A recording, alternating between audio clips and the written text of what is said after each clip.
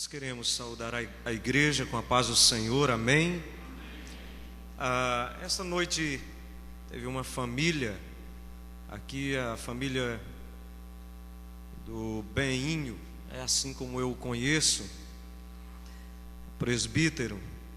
Eu louvo a Deus pela vida dessa família, vieram de longe para nos prestigiar, é nossa família.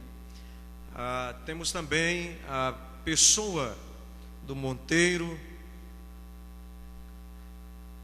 a Aldinha e Cleomar.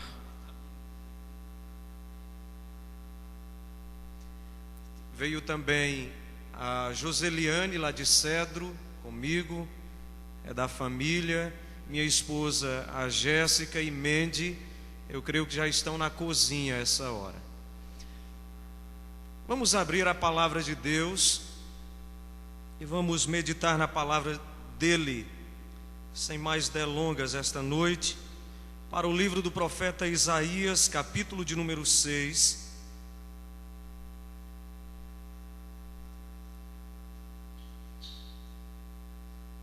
E nós faremos uma leitura dos versículos de número 1 ao versículo de número 8. Eu posso tirar?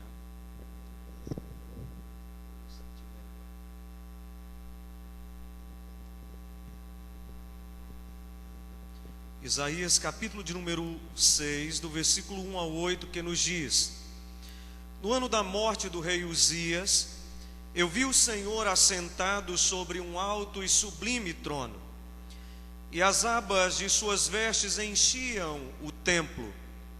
Serafins estavam por cima dele, cada um tinha 6 asas, com 2 cobriam o rosto, com 2 cobriam os seus pés, e com 2 voavam. E clamavam uns para os outros, dizendo: Santo, Santo, Santo é o Senhor dos exércitos. Toda a terra está cheia da sua glória. As bases do limiar se moveram à voz do que clamava, e a casa se encheu de fumaça. Então disse eu: ai de mim, estou perdido, porque sou homem de lábios impuros, habito no meio de um povo de impuros lábios, e os meus olhos viram o Rei, o Senhor dos exércitos. Então um dos serafins voou para mim, trazendo na mão uma brasa viva, que tirara do altar com uma tenaz. Com a brasa tocou a minha boca e disse: eis que ela tocou os teus lábios. A tua iniquidade foi tirada, e perdoado o teu pecado. Depois disto, ouvi a voz do Senhor que dizia: a quem enviarei? E quem há de ir por nós? Disse eu: eis-me aqui, envia-me a mim. Leiamos todos o versículo 8. Depois disto, ouvi a voz do Senhor que dizia: a quem enviarei? E quem há de ir por nós? Disse eu: eis-me aqui, envia-me a mim. Amém. Vamos orar. Deus, nós carecemos ouvir a tua voz. Nós temos profunda carência de ouvir a tua voz. Portanto, venha sobre nós esta noite, e que o teu Santo Espírito comece a mover-se no nosso meio, escancarando as janelas e portas do nosso coração, para a penetração da tua palavra. Fala, pois, Deus, porque os teus servos ouvem. Amém. Queridos irmãos, o Brasil é um país de inúmeros contrastes. Eu meditava acerca destes contrastes nestes últimos dias. O Brasil é considerado a 14ª maior potência mundial. mas é o segundo país de maior distribuição de renda do planeta. O nosso país é também considerado o país de grandes e afortunadas metrópoles, mas é também conhecido por regiões rurais mergulhadas na pobreza. O Brasil é considerado o país de grandes universidades, Mackenzie, uma universidade presbiteriana, USP e tantas outras. Mas é também o país onde 75% de seus habitantes não sabem ler um texto e de interpretar este texto. O Brasil é considerado também o maior país católico do mundo, mas é também considerado o país mais espírita de todo o cosmos. Para nossa surpresa, no Brasil é detectado um dos maiores número de evangélicos. O maior avanço de evangélicos acontece no Brasil. É uma igreja que tem crescido, é uma igreja que cresce, mas não influencia. Ela cresce, mas não é transformada, nem é instrumento de transformação onde ela está. O nosso país não é surpresa, também é considerado por suas crises. Nós estamos vivendo a maior crise de toda a história nacional. Os historiadores, mestres em história, dizem que esta é a pior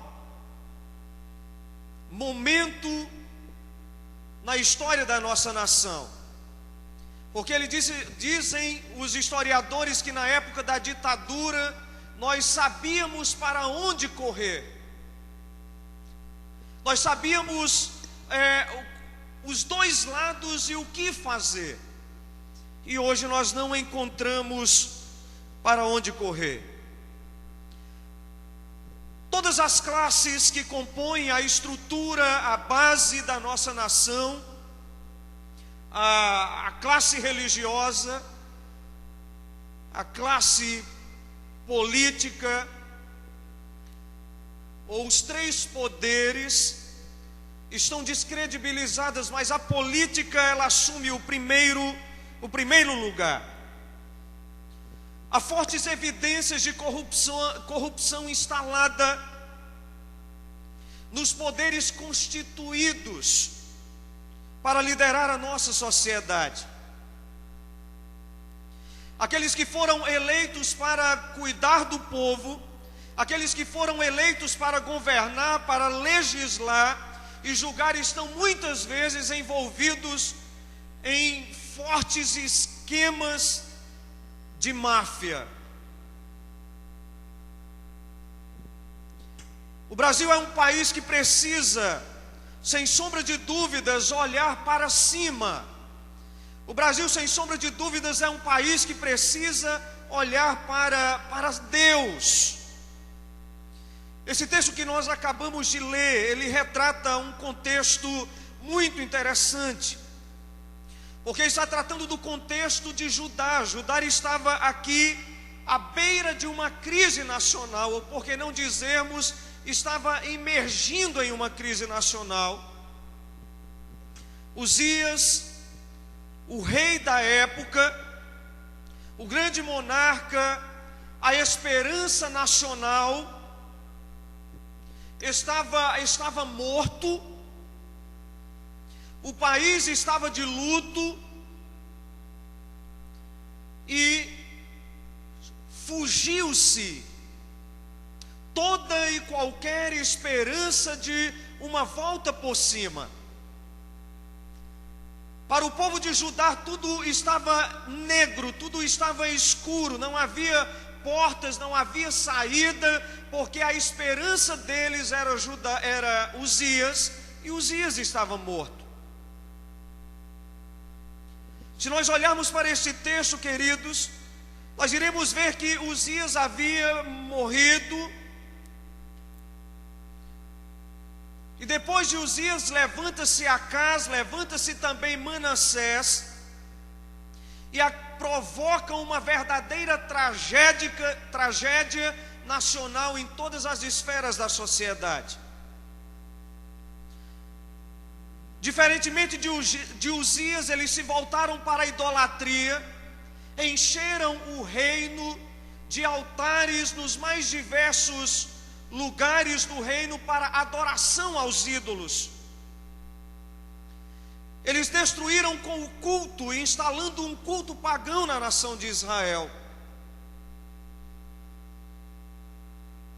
A Bíblia nos diz que quando o justo governa, o povo se alegra, mas quando o ímpio reina, a nação geme. E é justamente isso que havia acontecido aqui neste texto. E não é diferente da situação em que nós nos encontramos na nossa nação, uma crise instaurada no poder político. Uma nação clamando, uma nação gritando e precisando de um socorro urgente da parte de Deus. Mas se nós olharmos para o texto sagrado, a única crise não era política em Judá, havia também uma crise moral instalada em Judá. O povo estava corrompido. O povo havia corrompido-se à semelhança de Acás e de Manassés. O povo havia perdido os seus absolutos, nada era absoluto. Nem mesmo Deus era absoluto para o povo daquela época. Eles perderam a noção de moralidade, não havia mais conceito de moralidade estipulado. Tudo estava muito confuso, a ponto deles chamarem o dia de noite e a noite de dia, a luz de trevas e trevas chamavam noite. Eles chamavam o doce de amargo, confundiam o amargo com o doce. E o império de Judá havia caído pelo seu pecado. Diante disso, Deus clama a Israel dizendo: volta, ó Israel, para o Senhor teu Deus, porque pelos teus pecados estás caído. Só existe uma coisa que pode nos levar à lona, e se chama pecado. Só existe algo que pode levar a nossa nação à falência múltipla de suas instituições, que se chama pecado.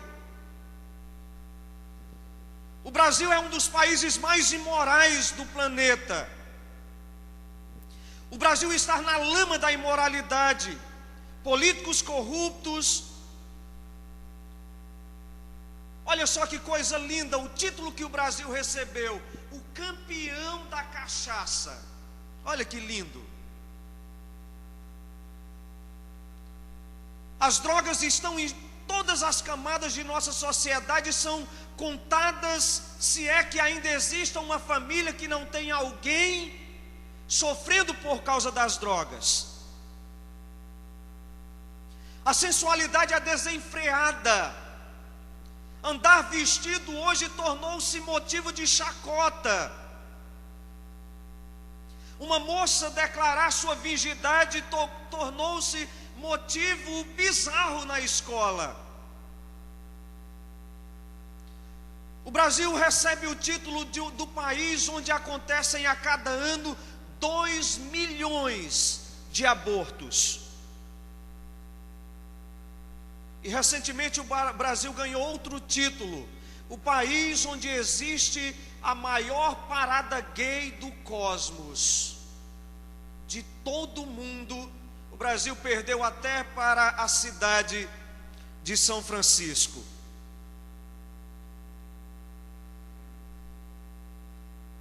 É o reino da pinga. o império da desonestidade. Jeitinho brasileiro tornou algo bonito de se pronunciar. Nós temos um jeitinho brasileiro. É o país das mães adolescentes, é o país do crime organizado, é o país dos sequestros criminosos. Quando pensamos, queridos, que a visita do Papa à nossa nação, bem como a paz que reinou no Rio de Janeiro, quando ele esteve na nossa nação, às vezes a gente não imagina que por trás disto estava um grande acordo da segurança nacional com a máfia do Rio de Janeiro. Porque se eles não quisessem, não teria acontecido nada no Rio de Janeiro. E aí a gente poderia perguntar: que país é este? Que país é este? É um povo que trabalha, mas o lucro foge de suas mãos. E assim era a situação também de Judá. O direito do pobre era torcido. As leis eram invertidas, colocadas de cabeça para baixo, para o pobre sempre se dar mal em Judá. E Deus promete punir a liderança de Judá, porque eles não estavam velando pelo direito dos órfãos e das viúvas. Eles não estavam olhando para a necessidade latente e vigente, estampada na cara da sociedade. É horrível, queridos. O Brasil é o único país que adora a um ídolo pescado em um rio. Já pensou? Lança-se a rede, pesca-se o meu Deus. O Brasil é o país que obedece a espíritos enganadores. O Brasil é o país que cresce uma igreja evangélica que prega outro evangelho.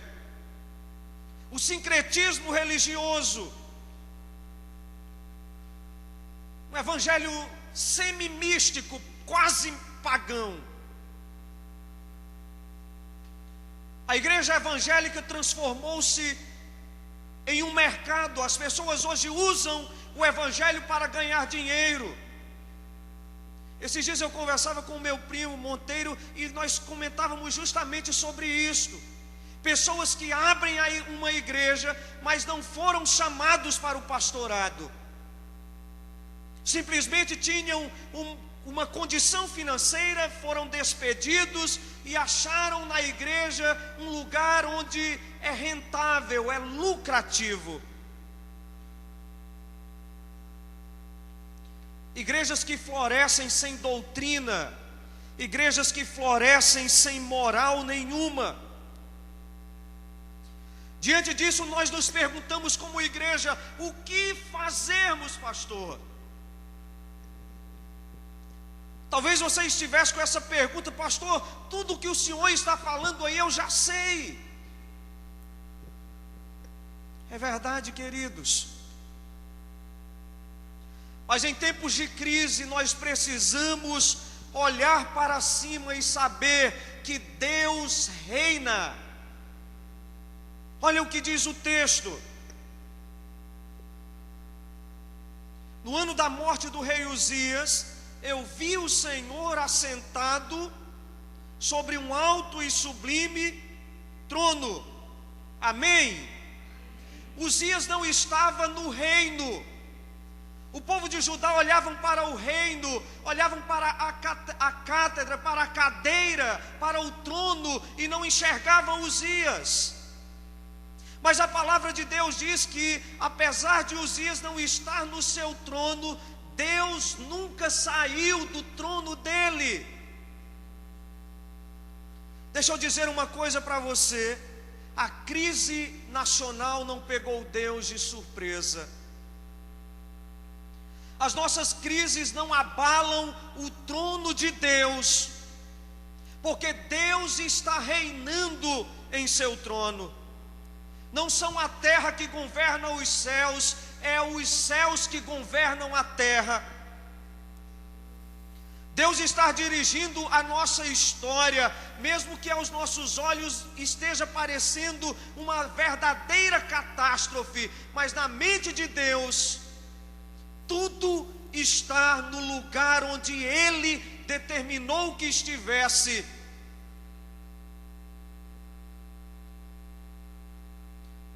Quem decide e quem define o destino da humanidade não é a ONU que eu e você servimos, é o Todo-Poderoso. A Bíblia diz que Ele é o Todo-Poderoso. Esta é a grande mensagem do livro de Isaías.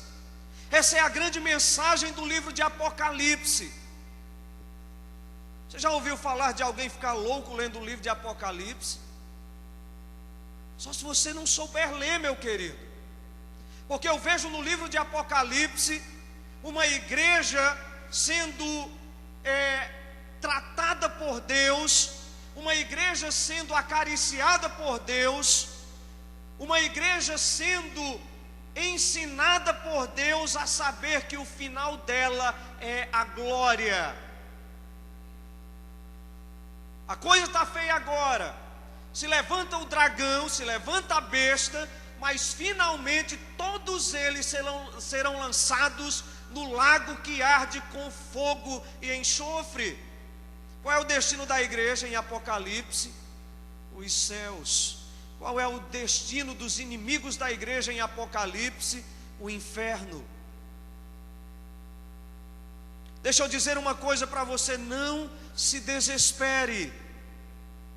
Não se desespere. Nenhum fio de sua cabeça cairá sem a permissão de Deus. Não se desespere. Deus está cuidando de sua igreja. Deus está no controle de sua igreja. Deus reina soberanamente. Existe uma outra coisa que precisamos saber nesse texto, que o profeta Isaías nos revela: que aquele que está sentado sobre um alto e sublime trono, Ele é santo, santo, santo. Na literatura hebraica não existe superlativo, como existe na língua portuguesa. O superlativo deles é expresso de uma maneira diferente.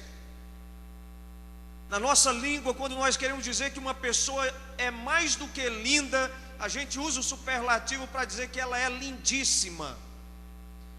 Quando nós queremos superlativizar a bondade de alguém, nós dizemos que ela é boníssima. Mas na língua hebraica é diferente, eles repetem, usam a repetição para colocar no superlativo. O português nós já temos um superlativo para a santidade de Deus. Ele é santíssimo. Mas eles não tinham ainda este privilégio de poupar caneta. Então eles diziam: Ele é santo, santo, santo. Quando a Bíblia diz que Ele é santo, santo, santo, ela está definindo Deus. Ela está enfatizando Deus. Deus é majestoso. Deus é glorioso. Ninguém jamais pode ver Deus, diz a palavra. Ele habita em luz inacessível. Sim, pastor, e deixa eu dizer uma coisa para vocês. O grande defeito da igreja dos nossos tempos é não conhecer o Deus a quem ela serve. A grande necessidade da igreja odierna, da igreja atual, da igreja moderna, é ter uma percepção da majestade de Deus em seu meio. Nós precisamos desenvolver um senso da glória de Deus. É impossível não ter uma ideia do que seja a grandeza e a dimensão imensurável deste Deus, sem se humilhar diante dele, caindo diante dele com o rosto em terra.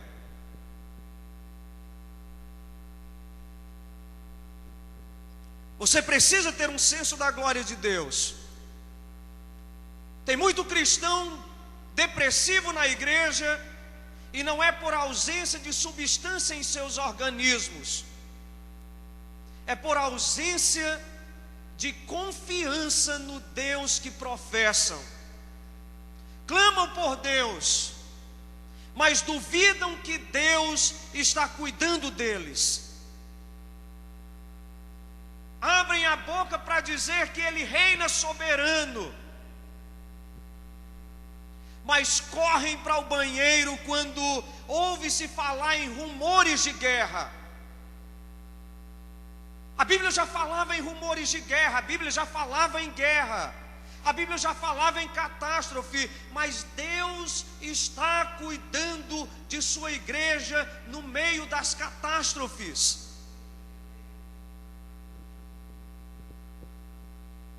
Conheça o seu Deus, querido.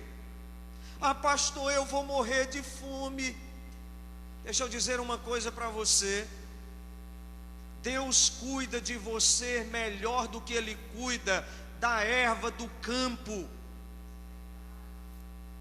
Deixa eu dizer outra coisa para vocês. Nem Salomão em toda a sua riqueza se vestiu como os lírios do campo. Acaso não valeis vós mais do que as aves dos céus ou os lírios do campo? Diz o Senhor. Buscai, pois, ao Senhor, ao Santo, Santo, Santo em primeiro lugar, e todas as outras coisas vos serão acrescidas, diz a palavra. Mas deixa eu dizer outra coisa. Os seres mais exaltados, eles tinham uma postura reverente diante de Deus, eles usavam uma postura humilde diante de Deus. Olha o posicionamento, olha a postura dos serafins. O texto nos diz: os serafins cobrem o rosto com duas asas, com duas eles cobrem os pés, e com duas eles voam. Eles cobrem o seu rosto por causa da glória de Deus, e com as outras duas asas eles voam para cumprir a missão estabelecida por Deus. E a missão estabelecida por Deus aqui pode ser uma bênção ou uma batalha a ser travada pela igreja ou com a igreja. Olha que coisa linda.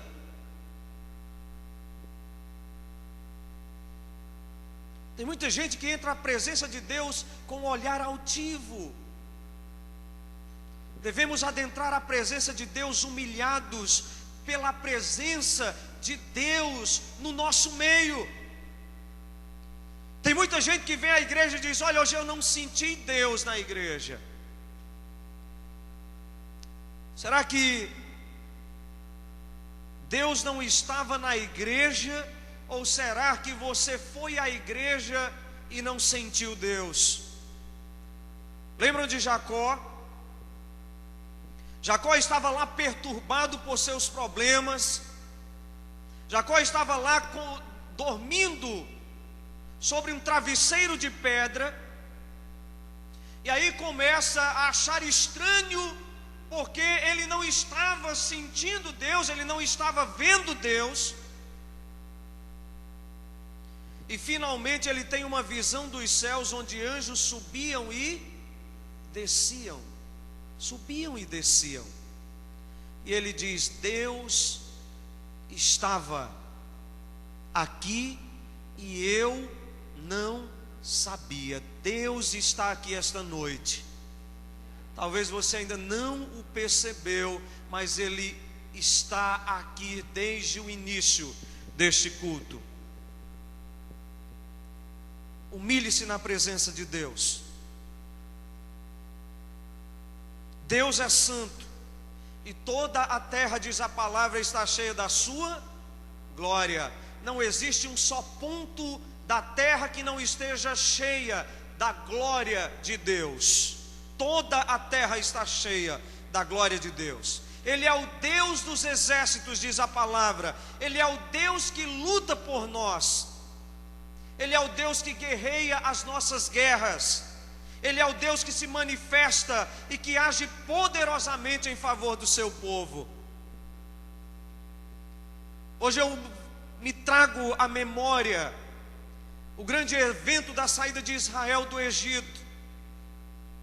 Quando o povo olhava para as mãos, não viam armas fortes, totalmente desprevenidos, despreparados para a guerra. E aí Moisés chega diante de Deus e diz: Senhor, e agora? O Senhor diz: diga somente ao povo que marche. A maior arma da igreja é a oração e a confiança no Deus que ela serve. Às vezes, quando a gente vê as possibilidades se esvaindo por entre os nossos dedos, aí a gente cai num pranto de choro, porque a gente acha que as nossas armas são carnais e que as ações de Deus são puramente humanas. Deixa eu dizer uma coisa, querido: as armas de Deus são espirituais e celestiais, e é com elas que a igreja precisa trabalhar em nome de Jesus. Mas na crise nós precisamos também olhar para dentro e saber que precisamos da misericórdia de Deus. Será que você precisa da misericórdia de Deus? É interessante, a gente lendo um dos livros de Martyn Lloyd-Jones, ele define de forma bem simples misericórdia, quando ele diz: misericórdia é quando o filho infrator merecia 10 chineladas e o pai, por misericórdia, dá apenas 2. Misericórdia é quando Deus não nos dá aquilo que nós merecemos. Olha para o texto. Antes de Isaías contemplar a glória do Senhor, ele diz: ai de mim, porque sou homem de lábios impuros, habito no meio de um povo de impuros lábios, e os meus olhos viram o Senhor. Os meus olhos viram o Senhor. Se você volver os seus olhos para o capítulo 5, versículo 8, a palavra de Deus vai dizer: ai dos gananciosos. Capítulo 5, versículo 11, nós iremos encontrar um outro ai dos beberrões. Versículo 5, 18, capítulo 5, 18 diz: ai dos injustos. 5:20 diz: ai dos corrompidos moralmente. 5:21 diz: ai dos soberbos. 5:22, ai dos farristas. Mas agora, quando Isaías ver a glória de Deus, ele diz o quê? Ai de mim, ai de mim. Russell Shedd nos diz que o maior erro da igreja, o maior pecado da igreja é dureza de coração. O maior erro da igreja é falta de quebrantamento na presença de Deus. É ausência de choro pelo pecado. Virou-se uma rotina, reverendo, nas nossas igrejas, o momento de contrição. Ó Deus, perdoa os meus pecados. Mas os olhos continuam tão secos e o coração continua tão ávidos, que estão apenas esperando o término do culto para cometerem as maiores atrocidades e os pecados mais odiosos aos olhos do Senhor. Quebrante o seu coração na presença de Deus. Talvez o grande problema da sua vida, portas fechadas, ferrolhos, trancas, seja justamente o pecado que tenazmente te assedia, te domina. E Isaías, ele tem um senso de Deus tão grande que ele cai no chão chorando: ai de mim, porque sou um homem de lábios impuros. Este ai de Isaías aqui é um ai de angústia, é um ai angustiado, é um ai de uma tristeza profunda. Ele não chora apenas as consequências dos seus pecados, mas ele chora o pecado da nação. Deixa eu te fazer uma pergunta: quantas vezes você chorou pela questão lastimável que se encontra a nossa nação? Quantas vezes você derramou uma lágrima pelo pecado que está impregnado como um câncer na alma da nossa pátria? Isaías, ele chora por ele e ele chora pela a nação. Choremos, pois, queridos, o nosso pecado e lamentemos o pecado da nossa nação. Será que o pecado que está à sua volta te incomoda? Será que você tem chorado pelas últimas leis que têm sido aprovadas no Senado brasileiro? As últimas leis que têm sido sancionadas pela nossa presidente? Será que você tem chorado? Ele chora pelo pecado da nação, ele geme de dores por causa da transgressão do seu povo. Isaías, a gente percebe que ele não é um homem alienado espiritualmente. As feridas da sua nação, as feridas de Judá estão doendo no coração do profeta. Agora deixa eu dizer uma coisa, queridos: se nós estamos fazendo piada com a atual situação brasileira, como igreja cristã, nós estamos fazendo a coisa errada. Os programas de humores hoje estão rindo da nossa desgraça. Faz-se piada hoje. Que em nome de Jesus venhamos buscar a Deus transformação nesse aspecto. Mas precisamos também ter uma visão da graça perdoadora de Deus. O texto nos diz o seguinte: então o anjo voou para mim, trazendo na mão uma brasa viva segurada por uma tenaz, e tocou a minha boca. E tocou a minha boca. Não há perdão, ou melhor, não há pecado que Deus não possa perdoar.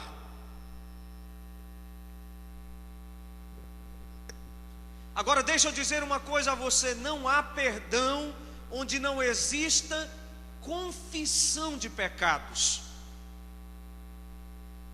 Hoje se prega uma fé sem arrependimento. Hoje se prega a salvação sem conversão. Você vai à igreja, na mesma noite você é batizado. Deus é Deus de perdão. Você pode realmente ser transformado hoje, mas seu vocabulário precisa mudar, seu coração pode e deve mudar. Uma fonte viva pode brotar do seu interior, como diz a palavra de Deus. Você pode hoje sair daqui com uma mente pura. Você pode sair daqui esta noite com um coração puro. Você pode sair desta noite com um namoro puro. Você pode sair desta noite aqui com um casamento santo, se você confessar diante do Senhor os seus pecados e sair daqui disposto a ser fiel à sua esposa, a não fornicar com a sua namorada, a não falar mal do seu irmão, a viver a vida de Cristo. A mulher samaritana recebeu uma nova vida. Zaqueu encontrou a paz que o seu coração tanto precisava. Bartimeu, o leproso, foi purificado. O ladrão foi recebido no paraíso. Cristo pode, neste exato momento, por meio da atuação do seu Espírito, libertar você. Ele pode perdoar os seus pecados, mas você precisa entender que a mensagem de Deus é: vai e não peques, e não peques mais. Em tempos de crises, nós precisamos olhar para cima. Em tempo de crise, nós precisamos olhar para dentro de nós. E em tempos de crise, queridos, nós precisamos olhar para fora de nós e ouvir o chamado de Deus para as nossas vidas. O que é que o texto nos diz no versículo 8? Vamos ler novamente. Depois disto, ouvi a voz do Senhor que dizia: a quem enviarei? E quem há de ir por nós? Disse eu: digas tu agora, eis-me. A seara realmente é grande. Vamos de novo.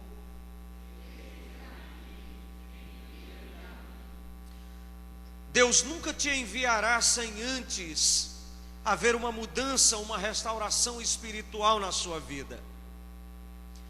Para Deus a vida, ela é muito mais importante do que a ação. Uma vez eu fiquei chocado porque eu li na Bíblia quando Deus disse assim: que bom fosse que se levantasse alguém para fechar as portas do templo. Era muito melhor do que está acontecendo movimentos sem poder, reuniões sem Deus, diz a palavra de Deus. Em outro momento ele diz: eu estou enojado da fumaça de vossos sacrifícios. O que Deus requer de nós, queridos, mais do que qualquer coisa, é obediência. O obedecer a Deus é melhor do que sacrificar, diz a palavra de Deus. Consagração precede a missão. A consagração, ela vem sempre antes do ministério. Não existe ministério sem consagração. Olha só depois que Isaías é tocado, é purificado, é perdoado, é que ele ouve o desafio. O desafio. Deus trabalha em nós antes de trabalhar através de nós. Agora deixa eu dizer uma outra verdade. Eu quero que você abra os ouvidos, porque eu estou chegando ao final do sermão esta noite. Olha, pastor, eu não tenho chamado para evangelizar. Eu morro de vergonha, pastor. Eu morro de vergonha. Olha, se o pastor quiser que eu vá brincar com as crianças, eu vou, pastor. Mas deixa eu dizer uma coisa: o chamado de Deus, ele é feito a todos aqueles que foram perdoados por Deus. No reino de Deus não existe crente de banco. No reino de Deus existem lavados e remidos pelo sangue do Cordeiro em atividade. O Deus que nos chama, o Deus que nos salva é o mesmo que nos chama para o seu serviço. Ou, pastor, eu fui chamado para a indolência. Eu não fui chamado para o serviço. Será que não somos todos membros da mesma videira? Será que não somos todos ovelhas? A Bíblia diz que nós somos ministros da reconciliação. E Paulo não está dizendo isso para os apóstolos, Paulo está dizendo isto para a igreja. Olhe para o seu irmão e diga: você é um agente de transformação. Você foi chamado para o ministério da reconciliação. Amém? O chamado é dirigido a todos. É dirigido a todos. Oh, eu sou calvinista, eu também sou calvinista. Nós somos salvos pela graça, perfeito. Mas não chegue diante de Deus de mãos vazias. Deus é soberano, mas eu e você somos responsáveis. Deus é soberano, mas todos nós, diz a palavra de Deus, que prestaremos contas diante de Deus.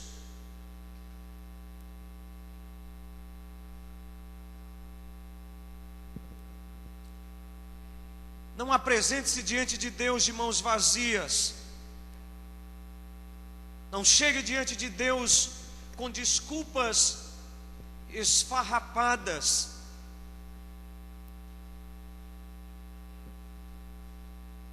Deus não salvou você apenas para levar você para os céus, mas para que você fosse um vaso de honra nas mãos de Deus. Levando o evangelho aos pecadores. E por fim, queridos, a disposição de atender o chamado de fazer a obra de Deus. Isaías se coloca nas mãos de Deus: Senhor, eis-me aqui, eis-me aqui. Naquele momento, o fogo começou a arder no coração deste homem, porque a brasa já havia queimado os seus lábios, nos diz a palavra de Deus. Ele se levantou, ele se dispôs e ele atendeu o chamado de Deus. Quantas vezes nas evangelizações só chega o pastor e uma irmãzinha da SAF e outra da UPH? O chamado é para você também, meu irmão. Ah, pastor, quem tem que pregar é o senhor é pague para isso. Que conversa é essa, meu querido? O chamado é para você. A missão do pastor primordial é ensinar a igreja. Eu acredito que vocês estão sendo ensinados. Vamos fazer só um teste aqui. Ide por todo mundo,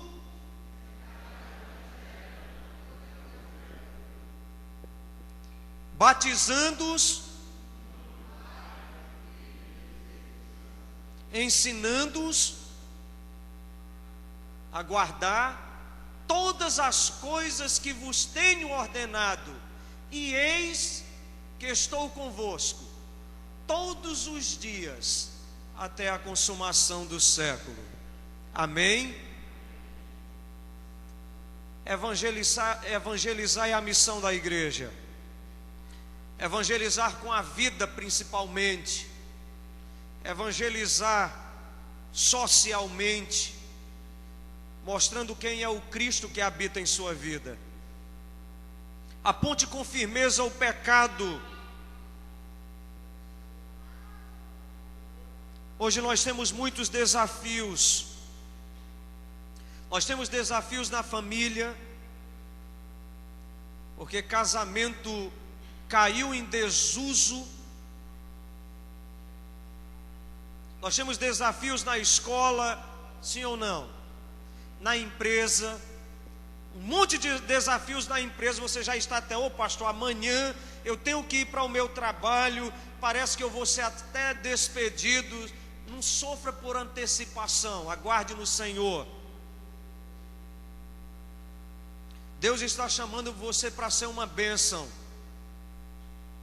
Deus está chamando você para ser um agente de transformação. Quantas pessoas sabem que você é evangélico no seu trabalho, Quantas pessoas sabem que você é evangélico na sua escola?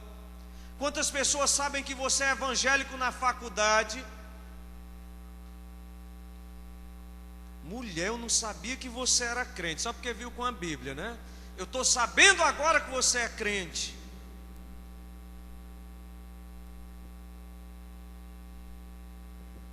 Deus está nos chamando hoje, queridos, para nos levantar e pôr a mão no arado.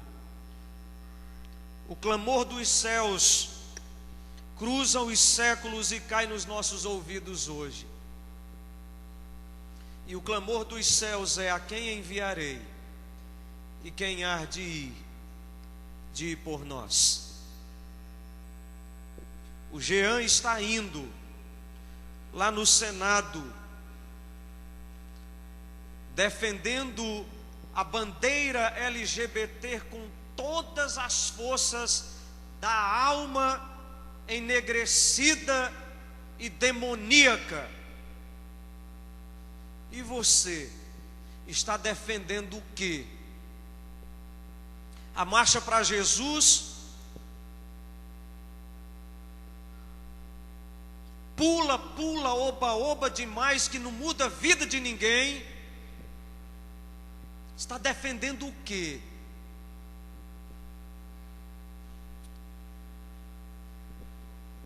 Responda positivamente a Deus: eis-me aqui, Senhor. Envia-me, envia-me a mim. Eu quero ser uma bênção na igreja. Eu quero ser uma bênção na vida do conselho. Tem crente que é pedra no sapato do conselho, não ajuda em nada, só atrapalha o andamento da igreja.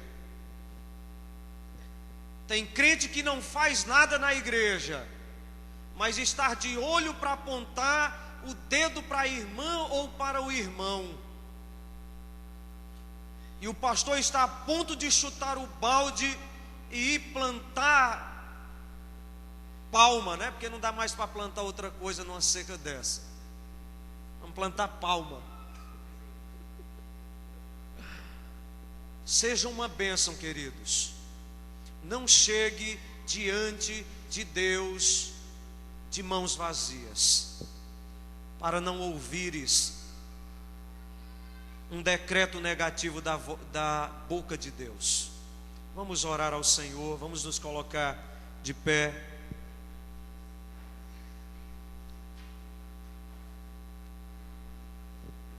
Senhor Jesus, Deus que habita os céus e reina soberanamente,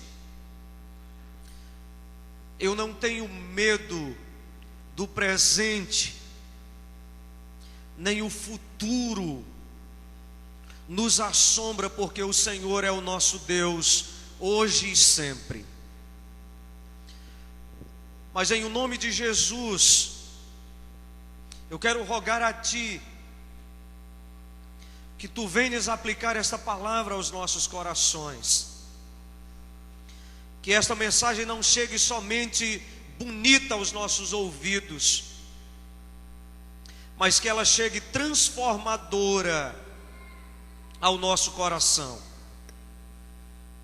Que saiamos daqui dispostos a não pecarmos contra Ti e dispostos a influenciarmos uma sociedade corrompida. Que saiamos daqui, ó Deus, com um desejo enorme de pular do saleiro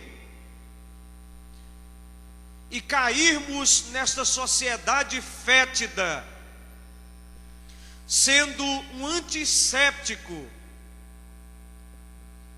neste mundo podre. Que saiamos daqui, Deus, com um grande desejo, o desejo de sairmos debaixo do alqueire e estarmos onde o Senhor quer que estejamos, iluminando, ou melhor, levando à luz aqueles que se encontram em trevas. Ó Deus, tira-nos da dispensa e coloca-nos nas ruas para vivermos o teu evangelho. Assim como o Senhor colocou Calvino, assim como o Senhor colocou Lutero, assim como o Senhor colocou John Knox, assim como o Senhor colocou os primeiros missionários no Brasil, Simon, e tantos outros, Blackford, faz assim também conosco, Deus. E que o Deus que habita em nós, e que o Evangelho que habita em nós, seja transformado em mais escolas com educação religiosa, mais serviço prestado à nossa sociedade, mais Cristo, mais pregação da Tua palavra. Em o nome de Jesus, em o nome de Jesus. Amém. Que Deus nos abençoe. Podemos assentar.